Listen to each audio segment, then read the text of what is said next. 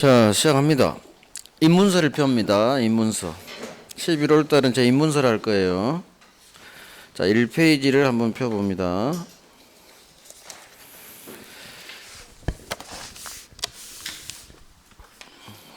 민법에서 뭘 배우느냐?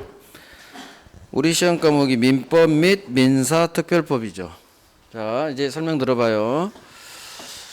민법은 어떻게 구성되어 있냐면 맨 처음에 배우는 게 민법 총칙이에요.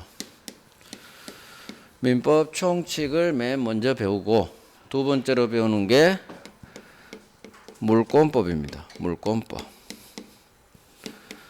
세 번째로 배우는 게 채권법이에요. 물권법, 채권법. 그 다음에 민법의 마지막이 친족상속법이에요. 친족상속법. 채권법 속에 계약법이 있어요. 채권법에 계약법이 있어요. 민법은 동네가 중요해요. 동네, 주소. 그래서 처음부터 지엽적인 내용을 하는 것보다는 크게 봐야 돼요. 민법 접근 방법이에요. 총칙, 물권, 채권, 친족, 상속. 채권법에 우리 시험 범위인 계약법이 있어요. 친족, 상속법은 가족관계죠. 부모, 자식, 부부, 상속. 그래서 공인중개사 업무하고 아무 상관없죠. 시험 범위 제외. 채권 총론이 있고 채권 강론이 있는데 그중 채권 강론 파트에 있는 계약법만 우리 시험 범위. 물권법은 전부 시험 범위. 민법 총칙에서는 법률행위라는 게 있어요. 이 법률행위 파트가 우리 시험 범위예요. 앞으로 계속 듣는 말이 법률행위, 물권, 채권이에요. 계약. 자, 이게 민법. 여기에다가 민사특별법이라 해가지고 5가지 법을 배워요. 그게 맨 밑에 4번이에요. 제가 이렇게 교재 볼 때 교재 보시는 거예요. 민사특별법에서 5가지 법을 배웁니다. 첫 번째가 주택임대차 1페이지죠. 입문서 1페이지 오른쪽 4번 민사특별법. 주택임대차 보호법이라는 게 있어요. 주택임차인을 보호하기 위한 특별법이에요. 두 번째, 자영업자 상가 건물 임대차 보호법. 세 번째가 돈 빌려주고 상대방 부동산에 가등기를 박아요. 이걸 가등기 담보라고 하는데 가등기 담보 등에 관한 법률 이런 게 있어요. 이런 거 배울 거예요. 그 다음 한 장 넘기셔서 아파트 있죠? 아파트를 집합 건물이라고 해요. 공동주택을. 이 집합 건물의 소유 및 관리에 관한 법률에서 집합 건물법 이걸 배우고요. 마지막으로 5번째 법이 명의 신탁하지 마세요. 부동산은 실제 소유자, 실권리자 명의로 등기하세요. 라는 부동산 실명법을 배워요. 이렇게 5가지 법이 민사특별법, 우리 시험 범위예요. 그러면 다시 이제 앞으로 와서 중요한 것은 민법인데 이 민법 총칙, 물권, 그 다음에 계약법, 채권법 중 계약법, 그 다음에 민사 친족상속법 대신 민사특별법이 들어가죠. 우리 시험 범위 민사특별법 5개 법. 이 법 중 부동산 중개에 관한 내용만 시험 범위예요. 부동산. 그래서 동산에 관한 내용은 시험에 안 나와요. 그러니까 동산에 관한 내용은 할 필요가 없어요. 기본서에 있는 거 전혀 할 필요 없어요. 저도 안 가르치고 여러분들도 하지 마세요. 자, 총 40문제 중 민법 총칙에서 10문제가 나오고요. 물권법이 양이 가장 많아요. 그래서 문제도 14문제 나와요. 그 다음 계약법에서 10문제 나와요. 그러면 14, 34문제. 민사특별법에서 나머지 6문제가 나와요. 총 40문제예요. 총칙, 물권, 계약법, 민사특별법. 자, 민법이 계약법까지죠. 민법을 먼저 하고 나중에 특별법 5개 봅니다. 민법 지식이 있어야 특별법이 조금 쉽게 이해가 가요. 그래서 특별법은 11월 달, 1월 달에는 아예 안 해요. 언제 하느냐? 4월 말에 마지막 한 주에 그때 한 주 해가지고 5개 법을 개관을 할 거예요. 그다음에 실제 내용은 6월 달에 할 거예요. 아무 상관없어요. 특별법 6문제 배정되는데 어차피 2개는 틀리라고 내요. 난이도 상. 3개에서 4개만 맞추면 돼요. 민법 실력이 될수록 특별법이 이해가 가요. 그래서 우리 시험은 민법 싸움이에요. 민법 싸움. 특별법은 영향을 별로 미치지 못해요. 그래서 민법 된 후 특별법은 갑니다.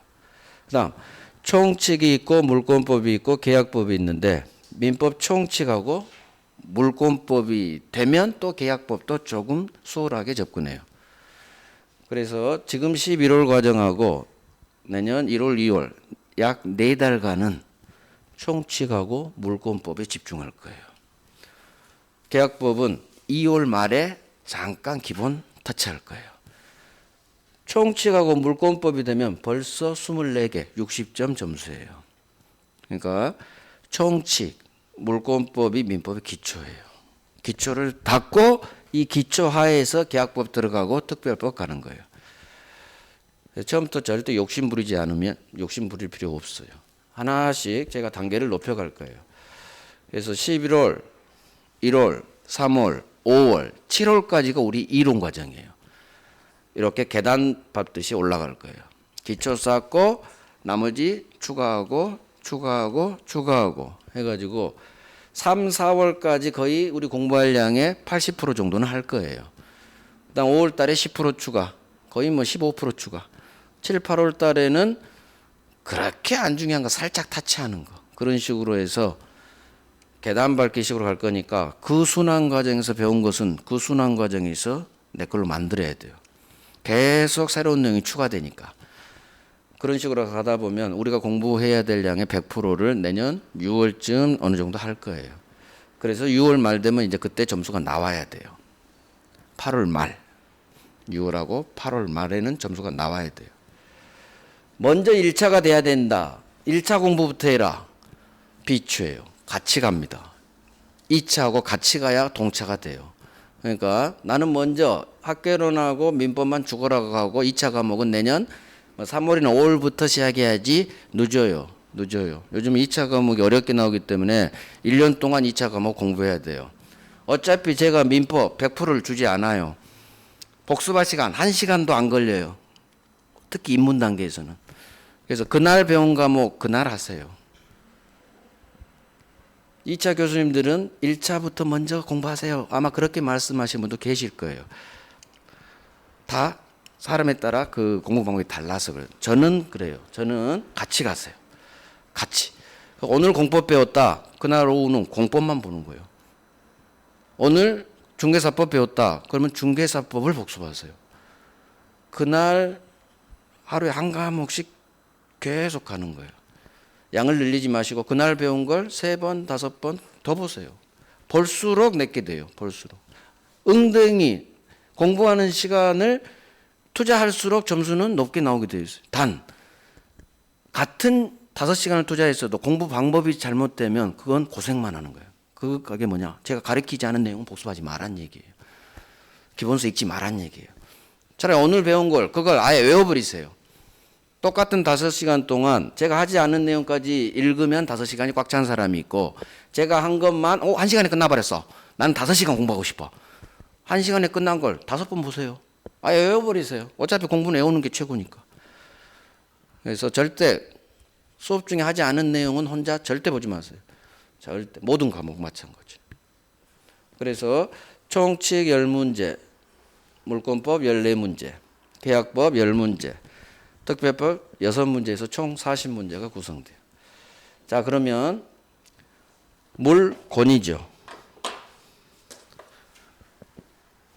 물건에 관한 권리를 말해요. 채권, 빚 채자예요. 법률 용어는 한자예요. 한자. 그래서 한자로 풀이해야 돼요. 물건에 관한 권리. 그러면 권리는 뭐니? 물건은 뭐니? 이렇게 계속 물음표가 나와요. 하나씩 해결하면 돼요. 권리가 뭐냐? 채권. 돈 빌려줬죠? 빚 채자예요. 돈 갚아. 채권. 빚 받을 권리예요. 권은 거의 권리의 준말이에요. 물권, 채권. 그러면 권리죠. 그럼 법률 용어 처음 나와요. 권리 의무라고 하는 말이 나와요. 권리 반대말이 의무예요. 항상 우리 민법은 편해요. 이분법이에요. 반대말이 나와요. 항상 반대말. 2분이에요. 3분도 아니야. 99% 2분이에요. 있다 없다. 유효냐 무효냐. 물권이냐 채권이냐. 권리냐 의무냐. 이런 식으로 항상 반대말이에요. 이걸 어휘력이라고 하죠. 어휘력. 우리가 영어 공부할 때 처음 단어 배우잖아요. 그 다음 독해로 들어가죠. 법도 마찬가지죠. 처음 단어 배워야 돼요. 그래야 판례가 풀어가죠. 독해가 돼요. 그래서 지금 단계에서는 법률 용어에 익숙해지는 단계가 입문 단계예요.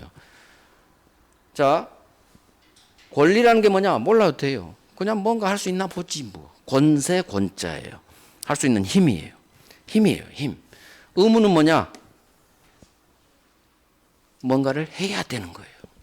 그러니까 권리는 요구할 수 있는 권리. 이걸 법이 보호해 준다. 힘을 준다. 권력을 준다 해서 권리라고. 의무는 뭔가를 해야 돼요. 의무 이꼴 채무예요. 그래서 법률 관계는 권리 의무 관계예요. 권리자가 있으면 상대방 의무자가 생겨요. 그래서 법률 관계 법이 규율하는 관계다. 권리 의무 관계 권리가 있고 의무가 있나 보지 뭐. 그런 식으로 단어 자체에서 이해만 하면 돼요. 이걸 뭐 권리의 개념이 이거예요. 일정한 이익을 향수하기 위하여 법이 인정한 힘. 이게 기본서에 나오는 권리 개념이에요. 이런 거 하지 말란 얘기예요. 시험에 나오지도 않는 걸 왜 그걸 외우냐고. 그냥 권리. 그냥 느낌 오잖아. 뭔가 힘이 있는 것 같아. 물권, 채권. 자, 권리예요. 그러면 민법의 가장 기초가 물권하고 채권이에요. 물권이 뭐고 채권이 뭐고 이게 가장 기초예요. 자, 그래서 첫 시간에 어디를 가느냐. 일단 총칙에서 법률 행위를 배울 거고 물권법 2번에 물권 총론하고 물권 강론이 있고 계약법 3번에 마찬가지 계약 총론이 있고 계약 강론이 있어요. 그러면 계약 강론을 한번 보세요. 우리 시험 범위가 세 가지 계약이에요. 첫 번째가 매매 계약, 두 번째가 교환 계약, 세 번째가 임대차 계약이에요. 15가지 계약 중 우리 공인중개사 시험 범위는 이 세 가지 계약이에요. 매매, 교환, 임대차. 자, 한번 따라합니다. 매매, 교환, 임대차. 매매, 교환, 임대차. 이 세 가지 계약을 계약법 강론에서 나중에 배울 건데 가장 기초되는 계약이 매매 계약이에요. 그래서 앞으로 제가 사례를 들 때는 계속 갑을 간 매매. 이걸 제가 1000번은 아마 내년 10월까지 쓸 거예요. 흑판에. 그래서 매매를 기반으로 해서 이제 풀어가는 거예요. 자, 목차를 봤으니까 넘어갑니다. 물권 파트로 넘어갑니다. 페이지 쭉 넘어가. 15페이지네요. 15페이지까지 넘깁니다. 물권 총론이 나올 거예요. 입문은 여기서부터 시작합니다. 물권 총론이 가장 기초예요. 자, 이제 흑판 봅니다. 물권이 뭐고 채권이 뭐고 이 개념부터 잡아야 돼요. 민법은 기초가 튼튼할수록 점수가 높아져요. 기초가 부실한 상태에서 판례 결론 막 외워요. 고생만 하고 점수가 안 나와요. 우리 시험은 똑같이 안 내요. 살짝 말을 틀어버리기 때문에 기초가 튼튼할수록 살짝 틀어도 이게 무슨 말인지를 잡아챌 수가 있어요.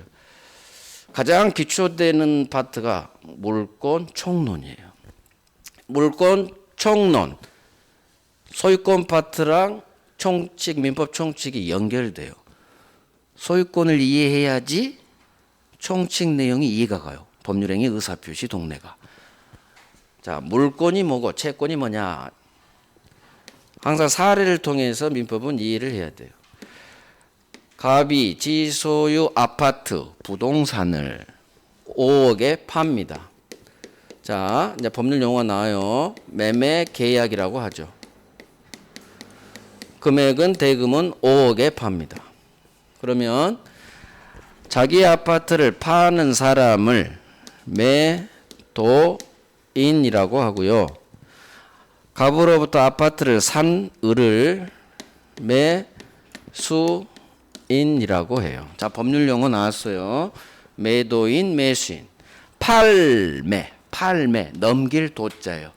팔아서 넘기는 사람, 매도인. 이 매는 한글로는 같은 매자지만 한자로는 살매예요. 선비사자가 없어요. 뭐 한자는 몰라도 돼요. 살매, 받을 수자야. 받을 수. 아파트를 넘겨봤죠. 매수인, 넘길 도자예요. 넘겨요. 매도인. 한자를 통해서 법률 용어를 이해해야 안 헷갈려요. 법률 용어가. 그래서 매도인, 매수인. 자, 매매 계약이 뭐냐? 계약법 강론에서 매매하고 임대차가 5문제가 나와요. 아까 봤던 매매, 임대차가 5문제 나오는데 매매는 법조문이 이렇게 돼 있어요. 재산권을 이전할 것을 약속하고 상대방 매수인은 그에 따른 반대급부인 대금을 지급할 것을 서로 약정함으로써 매매계약은 성립하고 효력이 생겨요. 자, 여기서 그러면 제가 말한 게 법조문 그대로 읊었어요. 2줄이 나와요. 뭘 외우느냐? 재산권 이전 대금 지급. 이 단어를 외우는 거예요. 그러면 매매계약의 법조문상 개념. 재산권을 법률 용어가 계속 나와요. 재산권을 이전한다, 넘겨준다는 얘기죠. 재산권을 이전, 이 5글자예요. 재산권 이전할 것을 약속해요. 이걸 약정한다 그래요. 재산권을 이전할 것을 약속하고 공짜로 주는 거 아니에요. 상대방으로부터 돈 받아야 돼. 상대방은 그래 내가 5억 줄게. 매매 대금 5억 매매 대금 대금을 지급할 것을 서로 약속합니다. 지급한 게 아니라 지급할 것을 앞으로 준대요. 계약서는 5월 1일 날 썼어요. 그러면 계약이 성립했다. 계약이 체결됐다고 그래요. 계약서 쓴, 계약이 성립한, 계약이 체결된 다 같은 말이에요. 그 날짜에 재산권 넘겨주고 돈 받는 게 아니에요. 앞으로 주겠다는 얘기예요. 그러면 계약의 종류에 따라 바로 줄 수도 있고 며칠 후 줄 수도 있고 그건 계약 내용에 따라 다르는 거예요. 그래서 매매 개념, 재산권 이전할 것을 약속하고 상대방은 반대급부인 매매 대금 지급할 것을 서로 약속만 하면 매매 계약은 성립해요. 그래서 바로 줄 수도 있고 며칠 후 줄 수도 있고 몇 달 후 줄 수도 있고 그건 계약 내용에 따라 달라져요. 그럼 여기서 뭘 외워야 되느냐? 재산권 이전 이 5글자를 외우는 거예요. 법 전문은 어느 정도 외워야 된다고 했어요. 영어 단어예요. 영어 단어는 외워야지. 공부하려는데 외우기 싫어요. 그러면 이 시험 공부하면 안 돼요. 시험 보는데 안 외우고 싶다? 그런 도둑놈이 어디 있어. 그건 도둑놈이지. 외워야 돼요. 그래서 외울 건 외우고 이해할 건 이해하고 이건 이해해. 아하 그런 거야. 매매가 재산권 이전할 것을 약속하고 상대방은 공짜로 받는 게 아니라 반대급부인 대금을 지급할 것을 서로 약속만 하면 매매계약은 성립하는 거야. 이게 처음 듣는 사람의 이해예요. 그 다음 외웁니다. 재산권 이전 대금 지급 이게 요소구나. 매매의 필수 요소예요. 재산권 이전 5글자 대금 지급 4글자 약속 이게 다 시험 문제예요. 매매계약 성립. 그러면 재산권이 뭐냐? 계속 풀어갑니다. 권이니까 권리겠지. 재산 재물 재자요. 물건 산자 재물에 관한, 돈에 관한 권리, 이게 재산권이에요. 그러면 재산권에는 물권이 있고 채권이 있어요. 기타 등등 많아요. 우리 시험에 이거밖에 안 나오니까 이거 말하면 돼요. 돈과 관련된 권리는 다 재산권이에요. 우리 시험에 나오는 건 물권하고 채권밖에 없어요. 따라서 물권을 넘겨줄 걸, 채권을 넘겨줄 것, 채권도 팔거든요. 채권 매매, 물권 매매 계약이에요. 자, 그러면 조금 이따 보겠지만 물권 종류에서 물권 대표가 소유권이에요. 가장 우리가 익숙한 단어죠. 소유권. 누구나 알죠. 내 집, 내 땅, 내 가방, 내 옷, 내 소유 물건이죠. 그래서 매매 대상은 재산권인데 그중 소유권을 가장 많이 팔죠. 그래서 결국 매매는 갑이 자기 아파트 소유권을 넘겨주고 반대급부로 매매대금 5억을 받기로 하는 계약. 이게 매매계약이에요. 그러면 매매계약은 소유권 주고 대금 주고 소유권 재산권에서 이제 소유권으로 바뀌는 거예요. 대표 소유권 넘겨주고 나는 돈 받아야지 대금 지급 서로 약속하는데 여기서 매수인은 어떤 권리를 취득하느냐. 갑 우리 약속한 대로 소유권 넘겨주세요 라는 소유권을 넘겨달라는 소유권 이전 채권이 발생해요. 소유권 넘겨줘야지 우리 계약한 대로. 이걸 채권이라고 해요. 주세요 주세요. 빚받을 권리예요. 소유권 넘겨주세요. 자, 채권이 나타나면 반드시 반대쪽 놈한테는 반드시 채무가 발생해요. 채권만 있는 놈은 없어요. 반드시 반대쪽 사람한테 채무가 발생해요. 갑은 매도인은 을한테 소유권을 지 아파트 소유권을 넘겨줄 채무를 부담해요. 이게 바로 채권 채무예요. 소유권 주세요. 소유권 달라는 채권. 소유권 넘겨줄 채무. 채권 채무는 쌍둥이에요. 쌍둥이. 어느 한 놈만 없어요. 반드시 채무가 있으면 채권자가 반대쪽에 있고 채권이 있으면 나한테 뭔가를 해줘야 될 채무자가 반대쪽에 반드시 존재해요. 채권 채무는 쌍둥이다. 자, 매매계약은 자 계약이 뭐냐. 계약은 두 사람 사이에 의사가 합치됐을 때 계약이 성립됐다고 해요. 내 아파트 5억에 살 거야? 이걸 청약한다고 해요. 듣기만 하세요. 지금 안 해도 돼요. 오케이. 내가 5억에 살게. 오케이. 이게 승낙이에요. 청약과 승낙이라는 양 당사자의 의사표시가 서로 합치되면 계약이 성립됐다고 해요. 자, 이와 같은 계약을 총칙에서 법률행위라고 해요. 이 계약이 계약법에서는 매매계약, 임대차계약, 교환계약, 계약하지만 민법 총칙은 법률행위라고 해요. 그러면 총칙이 뭐냐? 물권법, 채권법, 친족상속법을 각칙이라고 해요. 각칙. 개별각자예요. 개별적으로 구성하는 걸 각칙. 총칙은 물권, 채권, 친족상속법에 있는 어떤 공통분모를 뽑아내요. 그래서 추상적으로 모을 총자예요. 추상적으로 이론을 정리해요. 이게 총칙, 총론, 각칙, 각론이에요. 이게 독일법 시스템이에요. 독일법이 이런 식으로 총칙, 각칙 형태로 법전을 만들어 놨어요. 그래서 총칙은 어느 정도 추상적이에요. 각칙은 개별적이에요. 구체적이에요. 그래서 매매계약은 이렇게 가고 법조문이 많아요. 하지만 총칙은 법조문이 작아요. 대신 이론이 발달되어 있어요. 이론이. 그래서 총칙이 추상적인 이론 파트라 조금 어려워요. 뜬구름 잡기예요. 각칙은 우리 실생활의 매매, 임대차. 그러니까 어느 정도 구체적이에요. 이게 총칙에서 계약을 법률행위라 한다. 앞으로 법률행위하면 99% 계약이에요. 총칙할 때 법률행위는 계약으로 읽어버리면 편해요. 계약, 매매계약, 임대차 계약 생각하면 돼요. 자, 그러면 매매계약이라는 것은 재산권 이전할 것을 약정하고 상대방은 반대급부인 매매 대금 지급할 것을 서로 약속함으로써 성립합니다. 여기서 매수인은 매도인 갑에게 우리 약속한 대로 소유권 주세요라는 소유권 달라는 소유권 이전 채권이 발생하고 매도인 갑은 소유권을 넘겨줄 소유권 이전 채무가 발생해요. 자, 여기서 채권이란 말이 나왔죠. 채권이 뭐냐? 채권은 특정 사람이 특정 반대쪽 사람에 대해서 사람 대 사람 사이의 관계예요.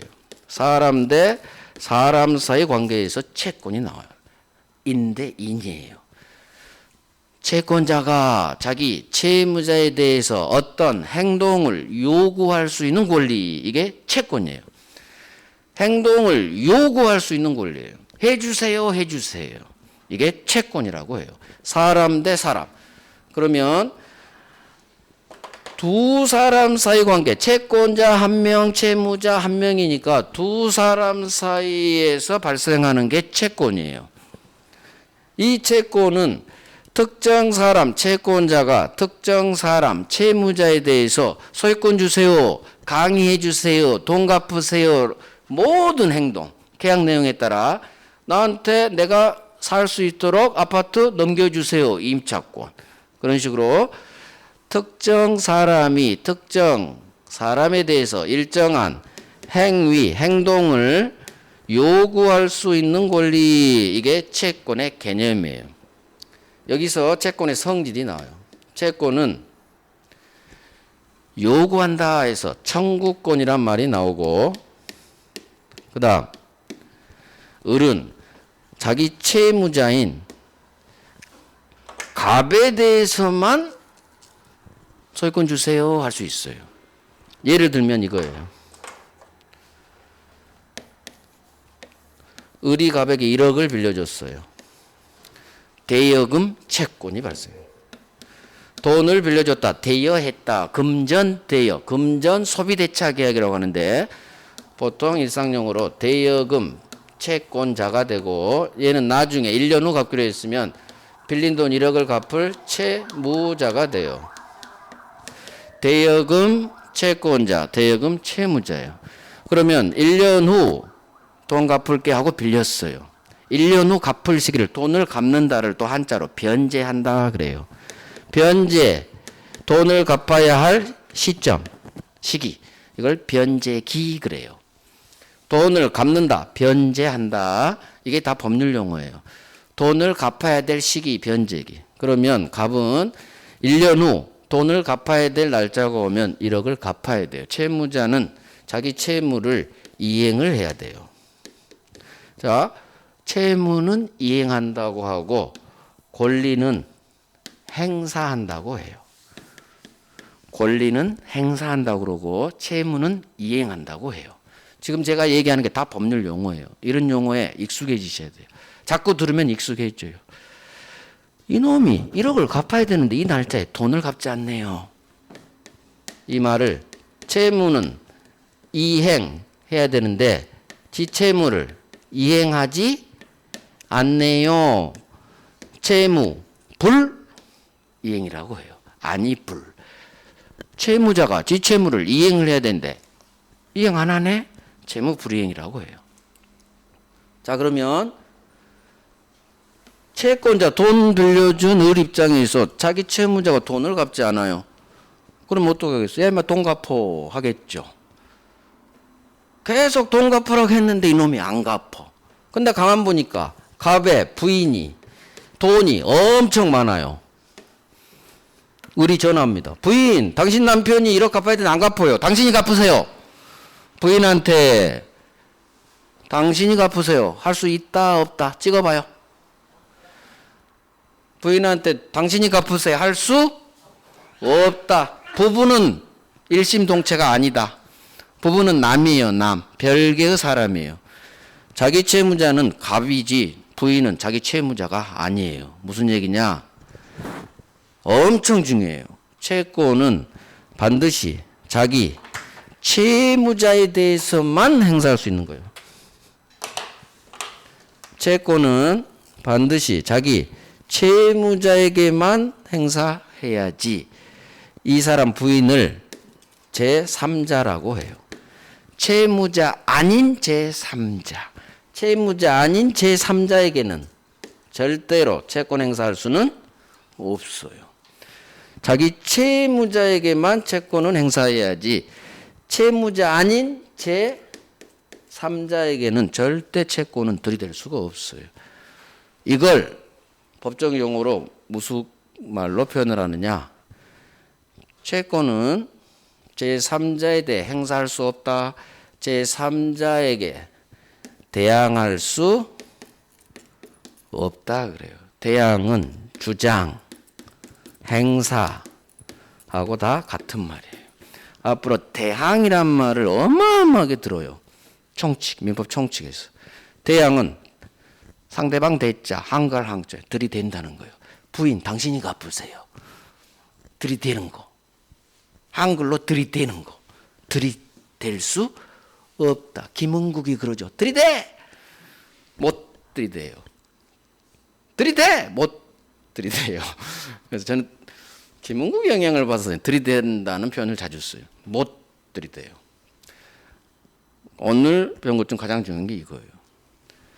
채권은 자기 채무자에게만 행사할 수 있지 채무자 아닌 제3자 이렇게 처음에는 훈련해야 돼요. 채무자 아닌 제3자에 대해서 채권은 들이댈 수가 없다. 이걸 대항할 수 없다. 대항이란 말. 이걸 표현을 상대권이라고 해요. 채권의 성질이에요. 청구권보다 이게 중요해요. 채권은 두 가지 성질이 있는데 청구권이자 상대권인데 이 상대란 말이 어마어마하게 중요해요. 상대적 효력이라고 해요. 둘 사이에서만 문제돼요. 둘 사이에서만 힘을 발휘한다. 이걸 상대적 관계, 상대적 효력 그래요. 그래서 상대권이다. 이게 중요한 게 아니라 자기 채무자에게만 채권을 행사할 수 있지 채무자 아닌 제3자에 대해서는 채권을 행사할 수 없다. 이게 중요하다는 얘기예요. 그래서 우리 시험 지문에 갑은 병에게 직접 뭔가를 할 수 있다, 할 수 없다라는 지문이 아주 잘 나와요. 갑은 병에게 뭔가를 직접 할 수 있느냐, 직접 할 수 없느냐. 자, 둘 중 하나로 끝나요. 한번 찍어봐. 1번으로 끝나는 게 맞을까요? 2번으로 끝나는 게 맞을 것 같아요. 한번 찍어봐. 응? 2번? 1번? 자, 오늘 배우는 거예요. 앞으로 우리 시험 지문에 직접이라는 두 글자가 뜨면 무조건 소수로는 없다로 끝나요. 99%. 99%예요. 100개 중 99개가 직접 나면 없다로 끝나요. 유일한 예, 우리 시험에 나온 유일한 예 하나밖에 없어요. 왜 그러느냐? 갑이 을에게 뭔가를 할 수 있다 없다가 뜰 거예요. 자, 을은 채무자를 말하고 갑은 채권자를 말해요. 돈 빌려준 을은 자기 채무자에게 지 권리를 행사할 수 있다. 채권자가 채무자한테 권리 행사할 때는 직접이란 글자가 안 떠요. 그게 우리 국어 문법이에요.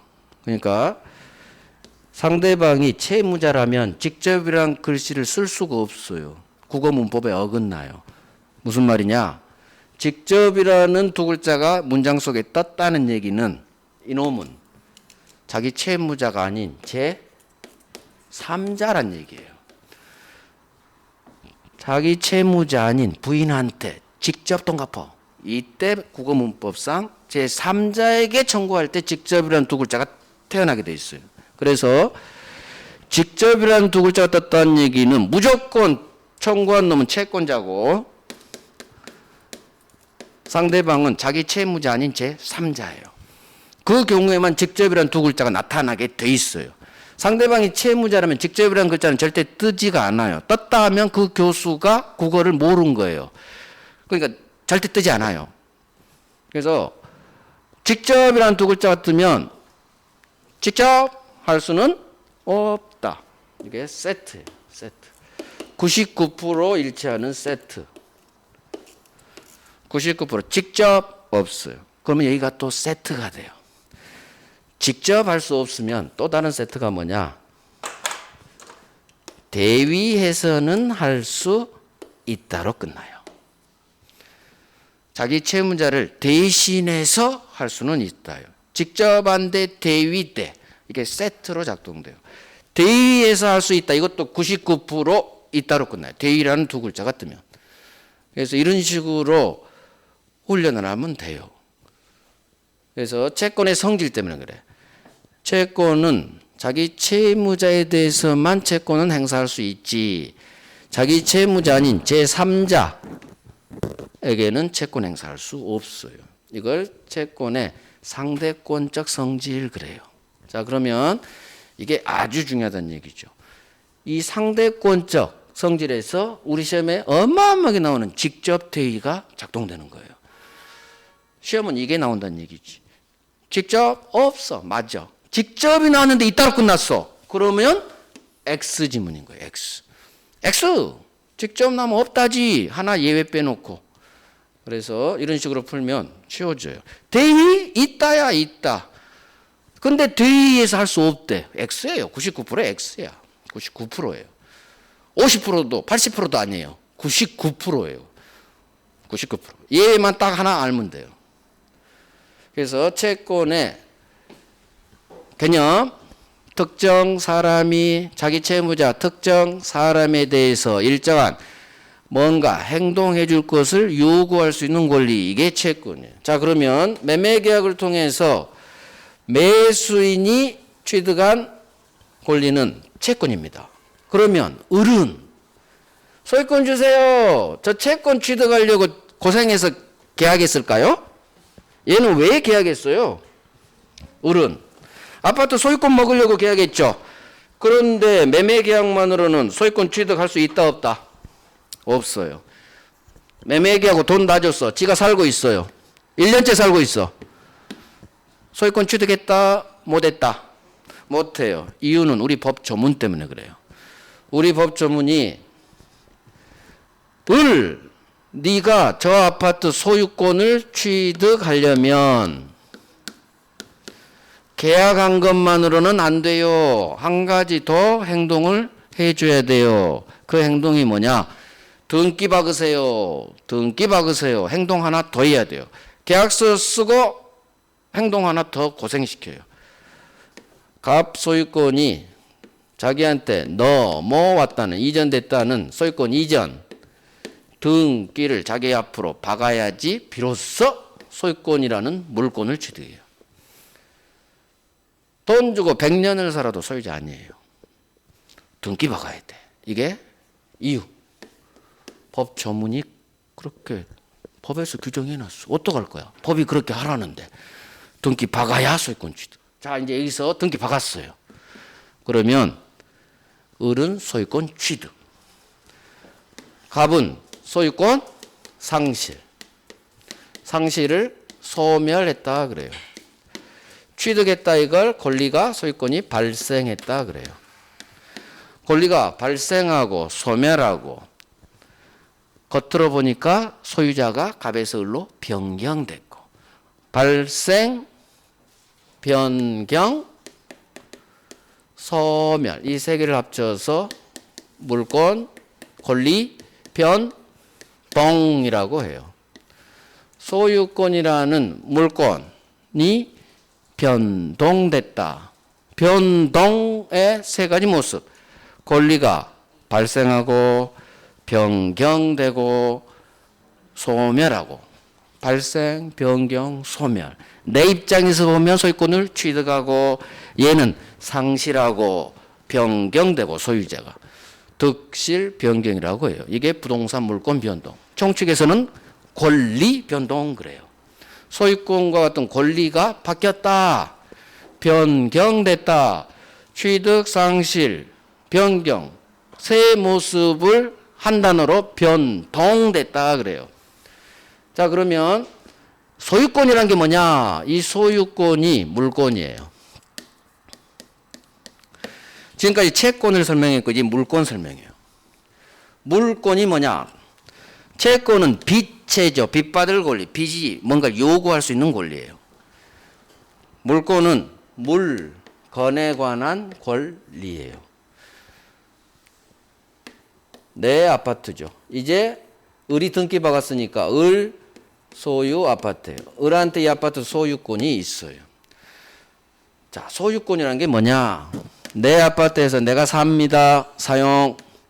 아니야, 나는 세 받을 거야. 나 집 10채야. 9채는 세 줄 거야. 월세 받을 거야. 수익. 이익을 받는다. 임대차로 내놔서 월세 받는다. 수익. 내가 살 거야. 사용. 수익. 아니야, 9채는 팔 거야. 요즘 종부세가 너무 심해. 처분한다 그래요. 소유권이 가진 세 가지 힘이에요. 내 소유 물건을 내가 사용하고 월세 받고 수익. 아니야, 팔아서 돈으로 환가할 거야. 처분한다 그래요. 사용 수익 처분 권능이 있는 게 소유권이에요. 그러면 이 소유권과 같은 물권이란 게 뭐냐? 사람이 물건을 지배해요. 지배권이에요. 이게 청구권 반대말이에요. 대상이 바뀌었어. 채권은 사람에 대해 뭔가 해주세요. 사람 대 사람, 인이에요. 하지만 물권은 단어 자체에서 물건이에요. 대상이 사람이 아니라 물건이에요. 사람이 부동산과 같은 물건에 대해 가지고 있는 권리예요. 그러면 사용하고 내 아파트 내가 월세 받고 처분하고 물건을 직접 지배한다고 그러고 또 타인을 배제할 수 있는 힘, 배타적으로 지배한다고 그래요. 지배권이에요. 물권은 지배권이라고 해요. 내가 쓰는 게 지배하는 거예요. 이게 청구권 반대말 지배권이에요. 민법은 무조건 반대말이에요. 청구권 반대말이 지배권. 두 번째, 누군가 내 허락 없이 불법으로 점유를 하네요. 내 아파트에서 노숙자가. 그러면 물권은 소유권과 같은 물권이죠. 힘이 굉장히 세요. 채권은 오로지 자기 채무자에 대해서만 돈 갚아 하지만 물권은 모든 사람에게 나 소유자입니다 라고 주장할 수 있는 엄청 힘이 세요. 기본적으로 물권은 힘이 아주 센 놈, 채권은 힘이 약한 놈, 그렇게 생각하시면 돼요. 따라서 소유권과 같은 물권은 누군가 침해가 들어오면 모든 삼자에게 나가, 이 나쁜 놈아 나가 들이댈 수가 있어요. 즉 지배권이자 절대권이라고 해요. 물권은 지배권이자 절대권. 이게 중요한 게 절대라는 말이에요. 절대 아주 중요해요. 절대 상대 반대말이에요. 절대란 얘기는 나 위의 모든 삼자에게 들이댈 수 있는 힘이에요. 절대자 생각하면 돼요. 절대자는 못하는 게 없겠죠. 절대적 권력 그렇게 표현하잖아요. 자, 절대란 개념은 법적 용어가 나 위의 모든 사람, 모든 제3자라고 해요. 모든 사람에게 대항할 수 있는 권리를 절대라고 해요. 대항할 수가 있어요. 채권은 오로지 자기 채무자에 대해서만 돈 갚아, 소유권 주세요, 초유권 주세요. 3자에 대해서는 들이댈 수가 없지만 물권은 모든 3자 다 들이댈 수 있다. 그래서 이걸 절대라고 표현해요. 그래서 절대적으로 힘이 세다. 이게 물권의 특성이에요. 물권은 사람이 물건을 직접 배타적으로 지배해요. 지배권이자 모든 삼자에게 나 소유자입니다. 나가세요. 라고 들이댈 수 있는 절대적 권리다. 절대권 그래요. 그러면 여기서 배타성이 중요해요. 소유권을 비롯한 조금 더 물권 다음 시간에 보겠지만 소유권을 비롯한 모든 물권은 물론 예외는 있지만 배타적으로 지 혼자만 써요. 이걸 배타성. 타인을 남을 배제할 수 있는 권리를 배타성 그래요. 독점적 권리 같은 말이야. 배타적, 독점적. 나만 쓰는 거야. 내 집 나만 쓰지. 내가 허락해줘야 들어올 수 있는 거예요. 이걸 타인을 배제할 수 있는 배타적 지배권, 배타성이에요. 그래서 물권은 힘이 세기 때문에 누가 소유자인지, 누가 저당권자인지, 누가 전세권자인지 외부에 알려줄 필요성이 있어요. 채권은 두 사람 계약 관계만 있기 때문에 외부에 알 수가 없어. 하지만 괜찮아. 왜? 저놈은 제3자에 들이대는 힘이 없기 때문에 안 알려줘도 아무 상관없어요. 하지만 물권은 힘이 엄청 세. 모든 삼자에게 들이댈 수 있는 아주 힘이 세기 때문에 누가 물권자인지를 대외적으로 알려줘야 돼요. 아, 당신 집이에요. 알아야 돼. 따라서 이 배타성을 실현하기 위해 물권은 공시제도가 있어요. 공시제도. 공공자 보일시자예요. 누가 소유자인지 알려줘야 돼. 공시한다 그래요. 이 공시가 바로 부동산은 등기예요. 등기. 그래서 등기부 등본에 네 아파트예요. 등기하란 얘기요. 저 저당권자인데요. 저 전세권자인데요. 등기 박아요. 등기하지 않으면 물권 취득을 못 해요. 그래서 물론 예외는 있지만 원칙이 그래요. 여기서 공시제도가 나와요. 힘이 세기 때문에 누가 소유자, 물권자인지를 알려줄 필요성이 있거든요. 그래서 물권은 배타적으로 지배한다. 모든 삼자에게 대항할 수 있는 엄청나게 힘이 센 놈이다. 이렇게 생각하시면 돼요. 그래서 공시제도가 등기제도가 필요한 거예요.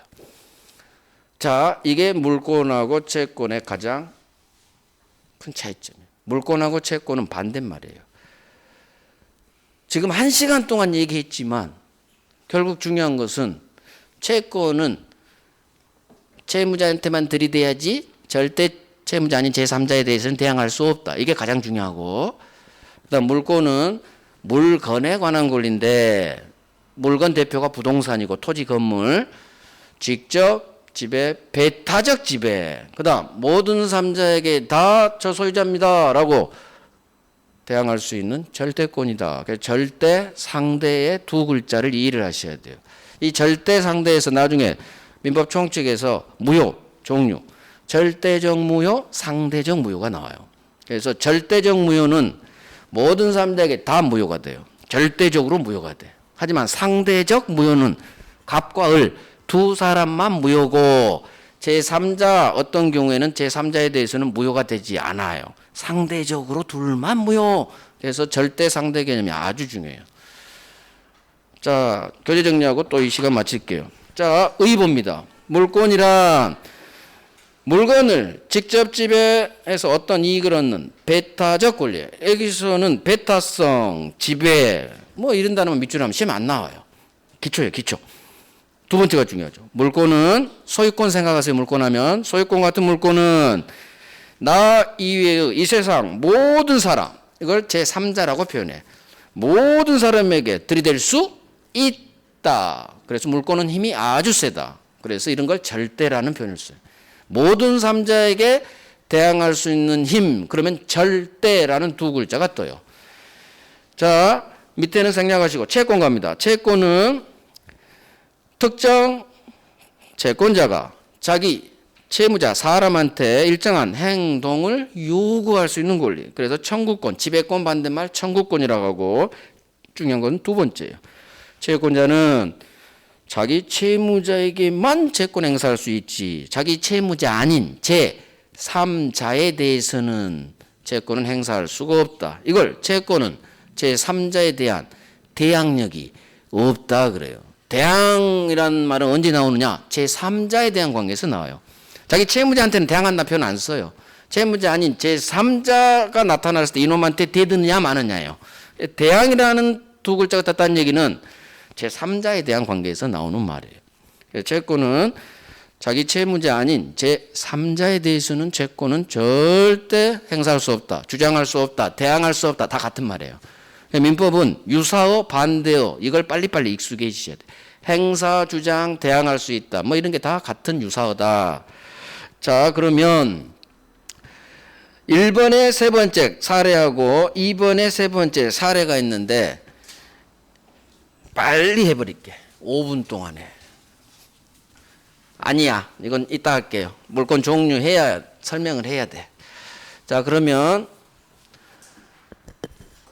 쉬어야지.